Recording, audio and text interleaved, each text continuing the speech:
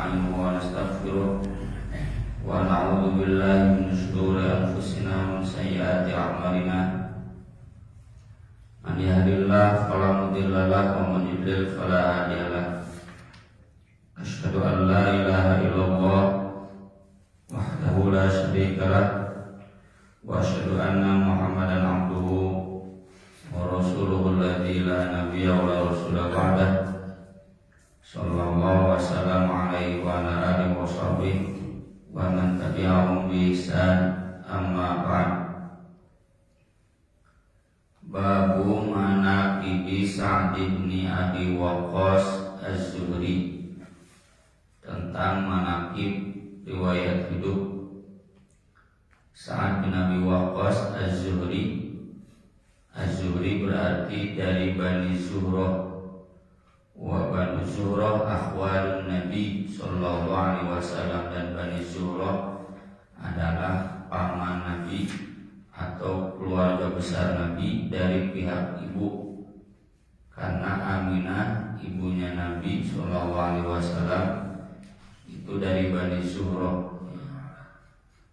Nama lengkapnya Sa'ad bin Malik Abi Waqqas, itu panggilan dari Malik ayahnya. Sa'ad bin Malik bin Wuhaib bin Abdul Manaf bin Zuhrah bin Kilab bin Murrah. Jadi bertemu dengan Nabi, nasabnya di Kilab bin Murrah. Kalau dengan ibu Nabi dari di Zuhrah. Panggilannya Abu Ishaq. Tidak disebutkan kapan beliau lahir, cuma wafatnya pada tahun 55-58 sekitar, usianya sampai 80 tahun.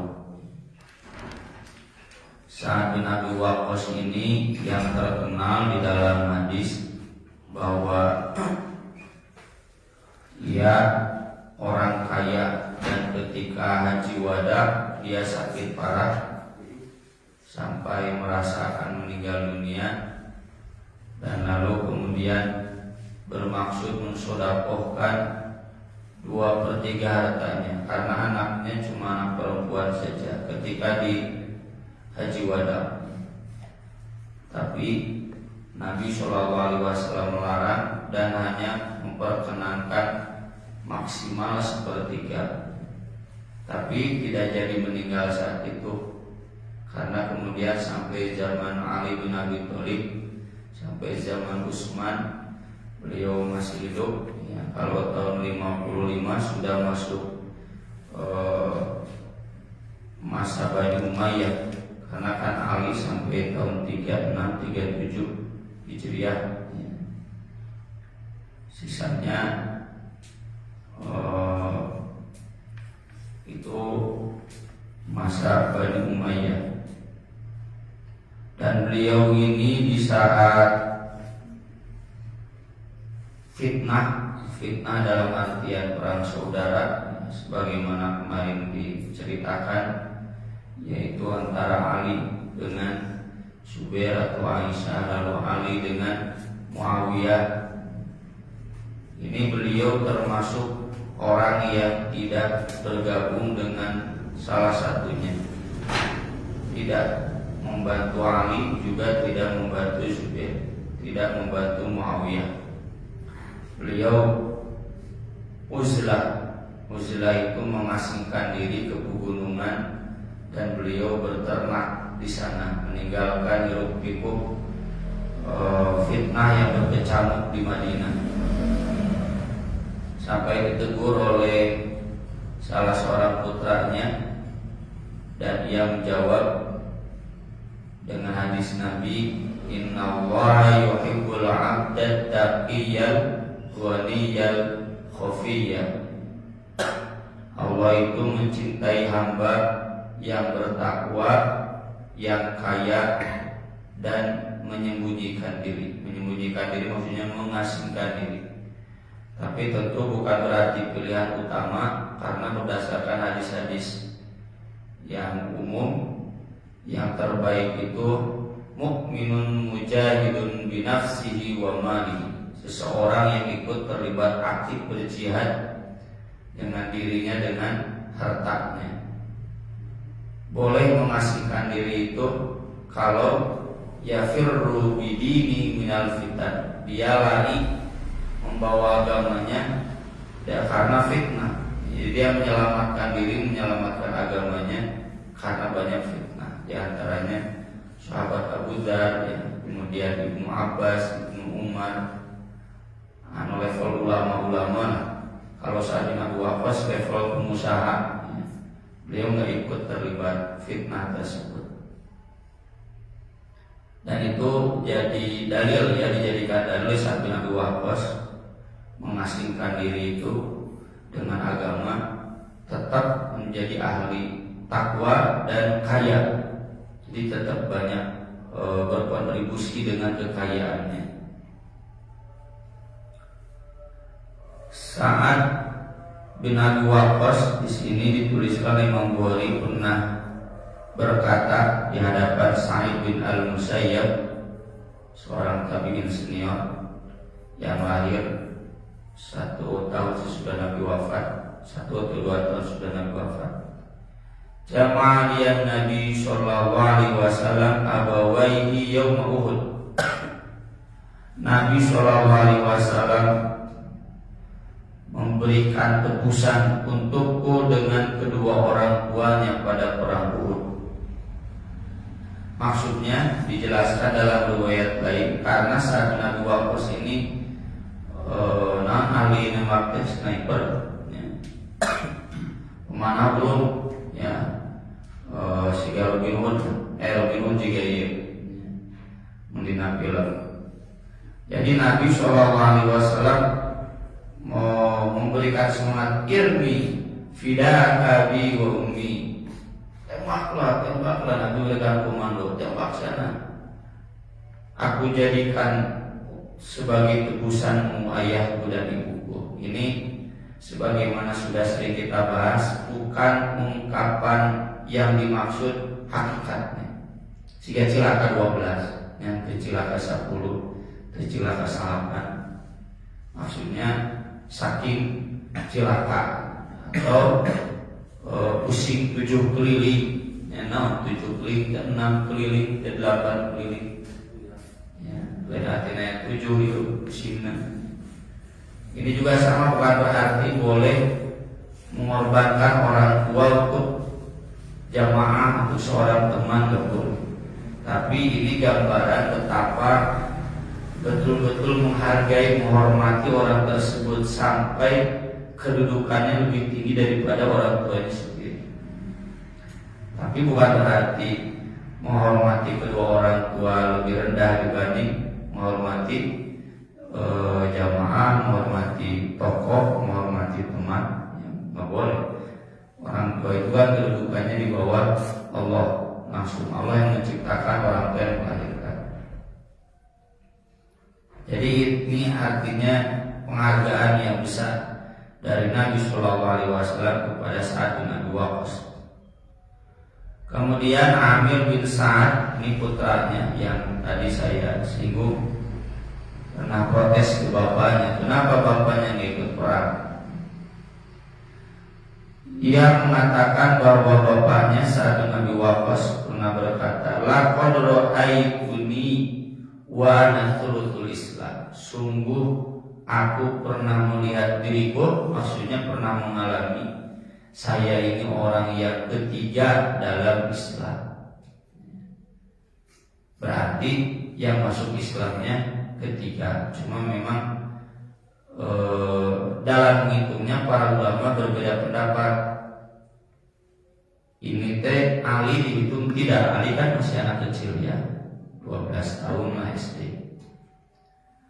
Ini teh Khadijah dihitung gak ibu-ibu, Bilal dihitung gak, ya gak saya. Kalau Abu Bakar pasti dihitung. Jadi Sa'ad bin Abi Waqqas ini masuk Islam di masa awal sesudah Abu Bakar. Kalau Khadijah tidak dihitung berarti sesudah Abu Bakar dan Ali.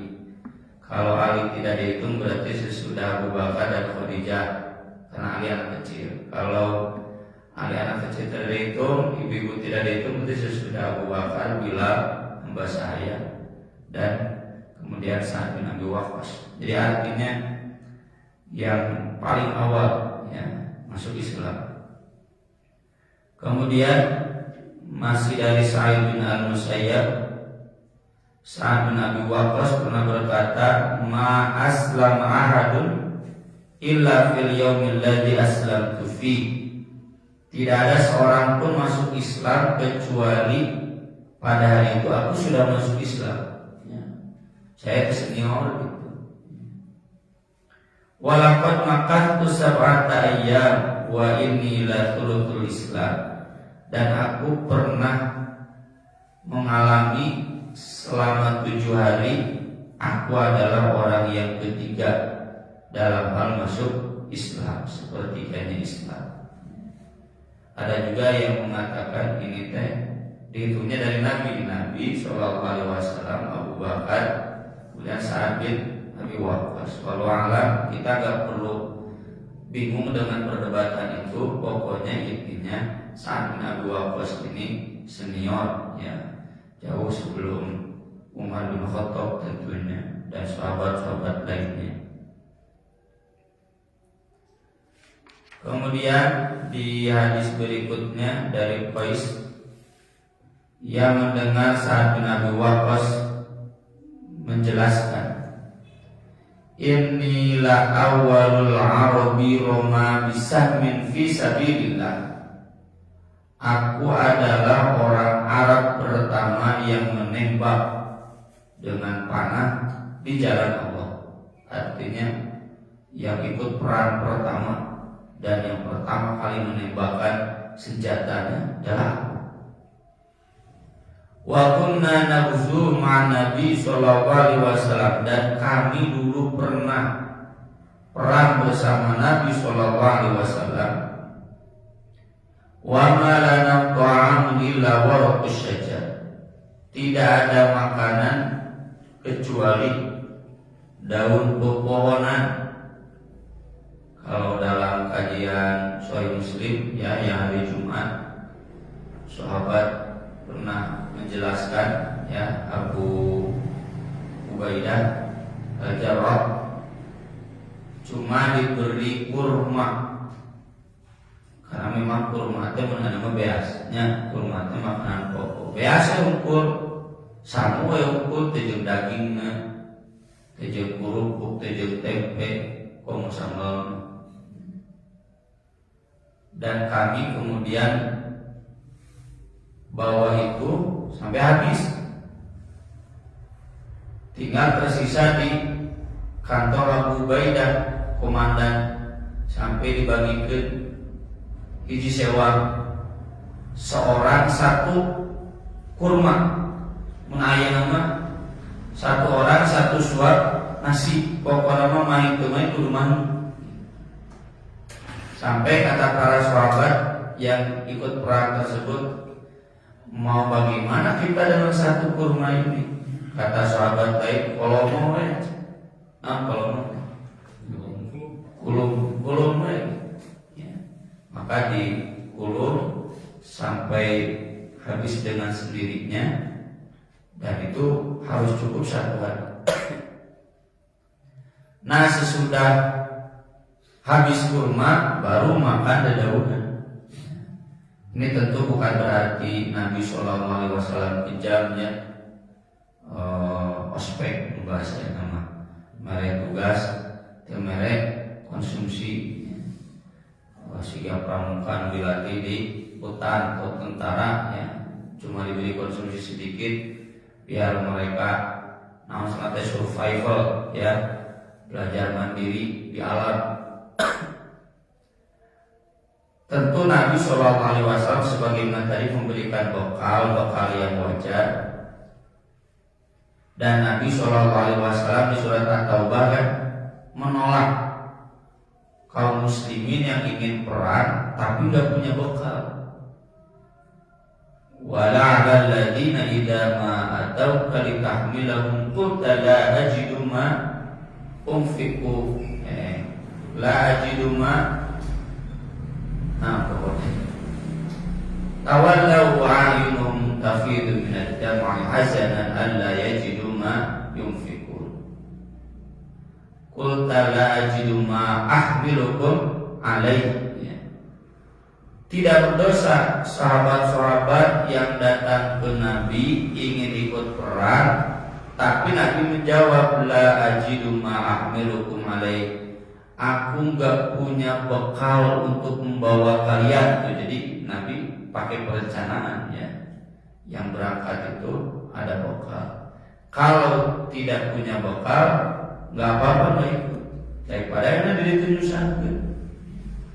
Tawallau wa'ayunuhum tafidu minad dami. Sahabat pun kemudian pulang sambil menangis. Alla yajidu ma yunfikun, karena tidak punya bekal yang bisa diinfakkan untuk bekal. Gitu sahabat namun terjadi ngaji, terjadi kegiatan cili urang apa atau. Dan sahabat itu kalau nggak bisa sodako nangis, ayo urang ciri teh kulantaran teu kabagean, bahkan di kabagean teh kulantaran teu loba nangis. Kalau sahabat tidak. Ini karena perang zaman Nabi itu kan nggak bisa diprediksi ya perjalanan. Ada badai, ya kadang sesat di jalan. Jadi yang diprediksi 1 minggu mungkin jadi 2 minggu. Umumnya perang di masa awal itu mencegah rombongan dagang Quraisy kan. Kalau Quraisy dagangnya ke Syam, apa posisinya begini di sebelah utara, itunya utara. Jadi Syam, kemudian Madinah, kemudian Makkah. Nah jadi orang Quraisy lebih dagang ke Syam itu bisa dipegat di jalur ini, tapi memang nggak mungkin ke Madinah. Biasanya jalur sisi sampai ke terusan Suez, ya, yang nantinya ke Mesir, Israel, jalur pinggir masuknya. Nah itu dihadangnya di jalur pinggir, jalur berit. Ya. Makanya di hadis Abu Ubaidah yang tadi kita singgung, kemudian menang berkah ya udah lapar ya, ada ikan paus.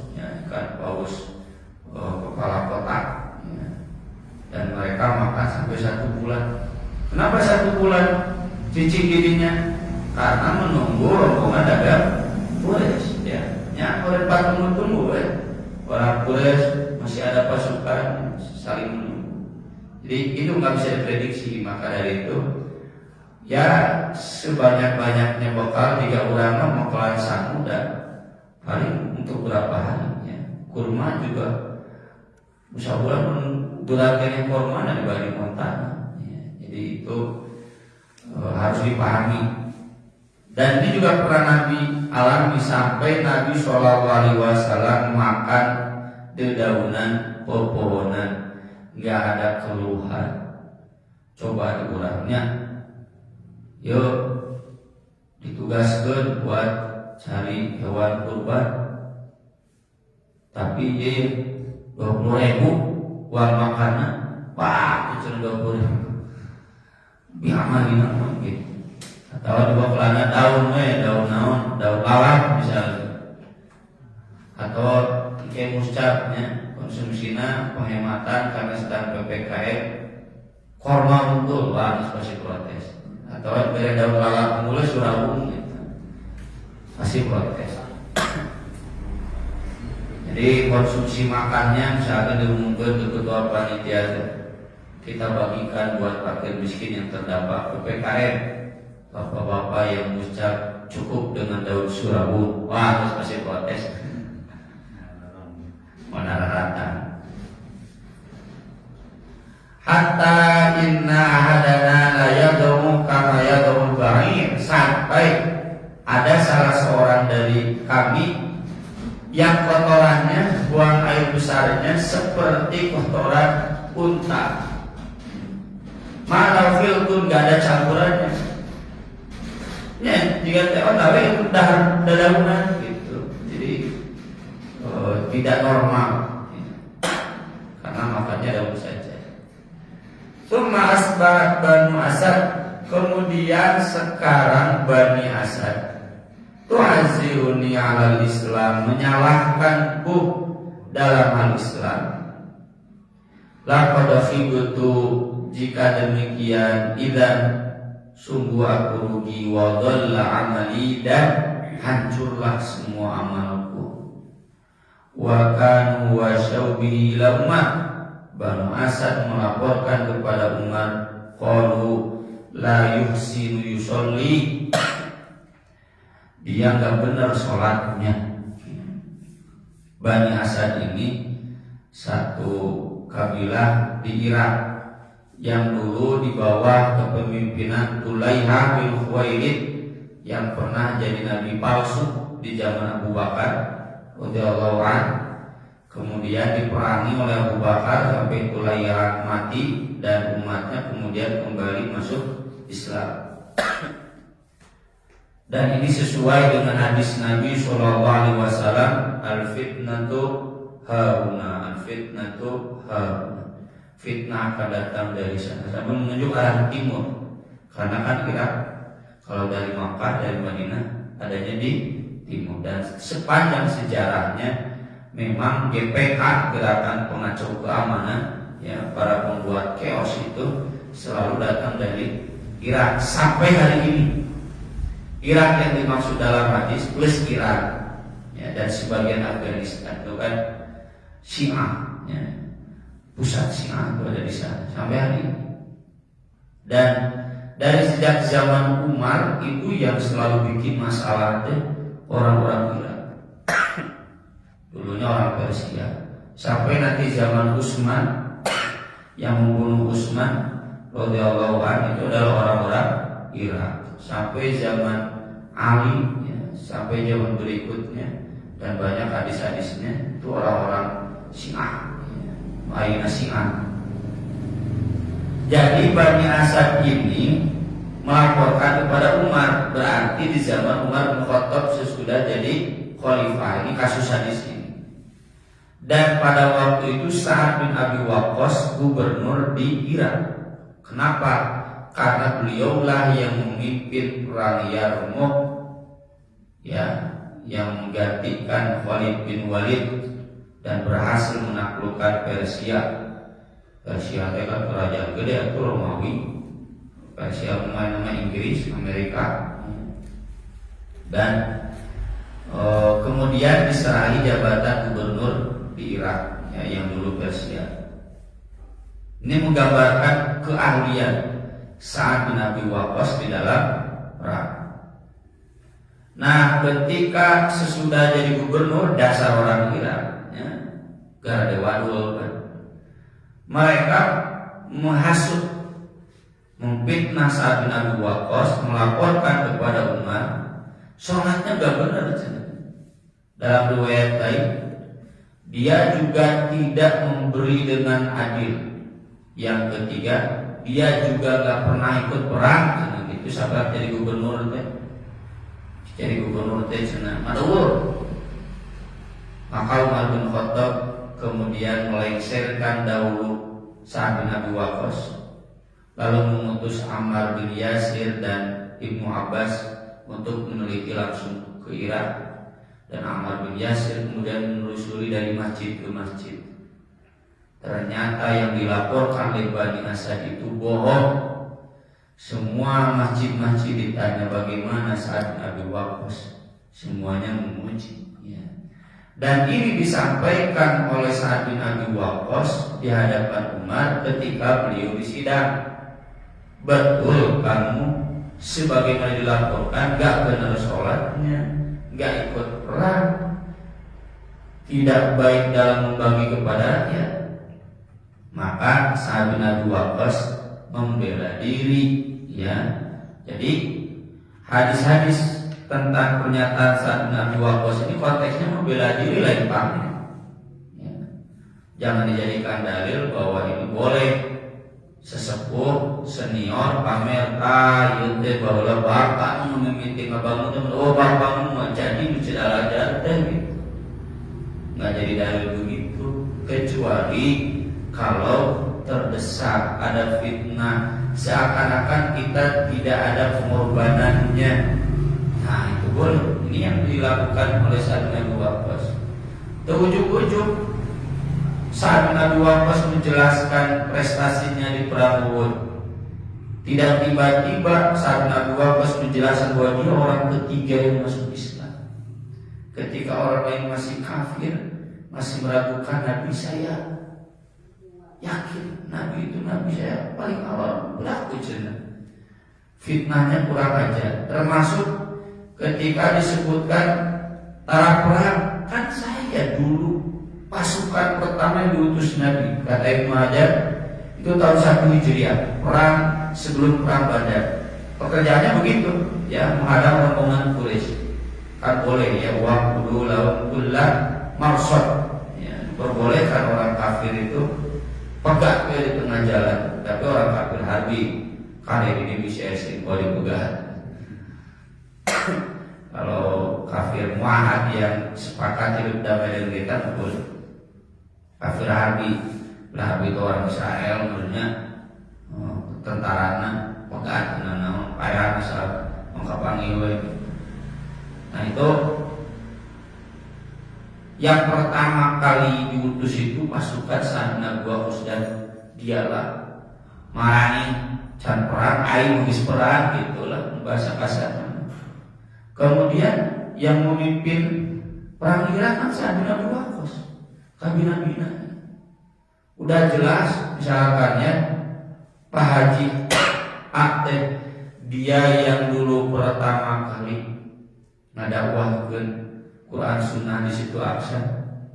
Dia yang mengorbankan tenaga dan hartanya buat membangun masjid. Dia yang dulu mengorbankan waktunya untuk membina di masjid.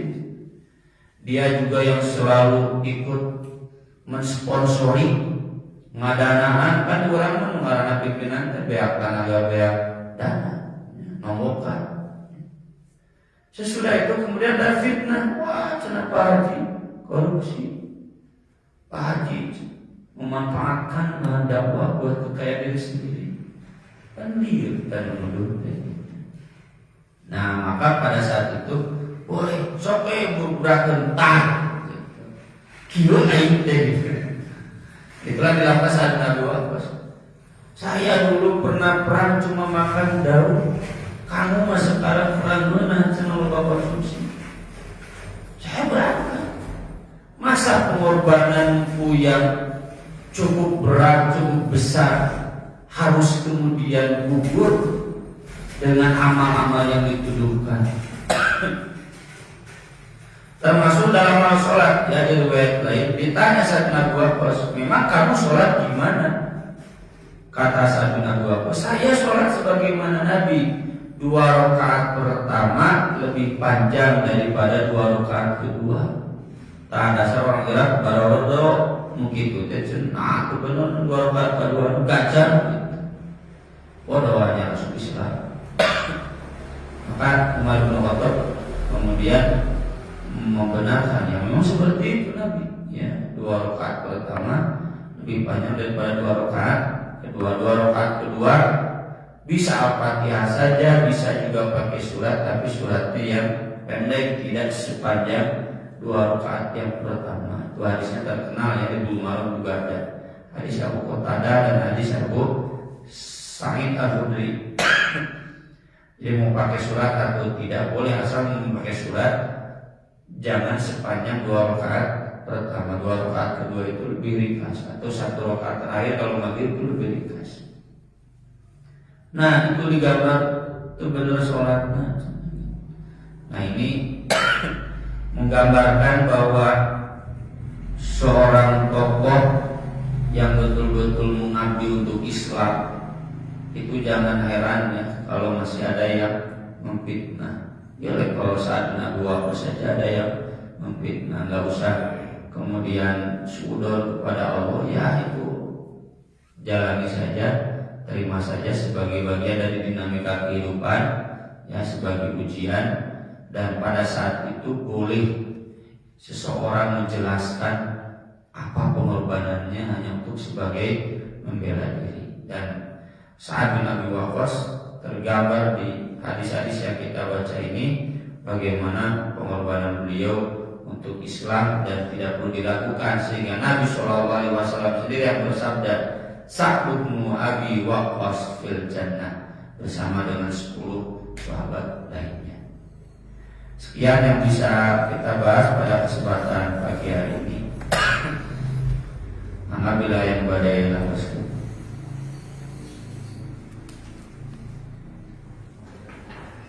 Lanjut. Ada? Tolong karena perhatian. Qul qouli hadza wa astaghfirullah li wa lakum. Subhanakallahumma bihamdika asyhadu an la ilaha illa anta astaghfiruka wa atubu ilaik. Wassalatu wassalamu ala Rasulillah. Wassalamualaikum warahmatullahi wabarakatuh.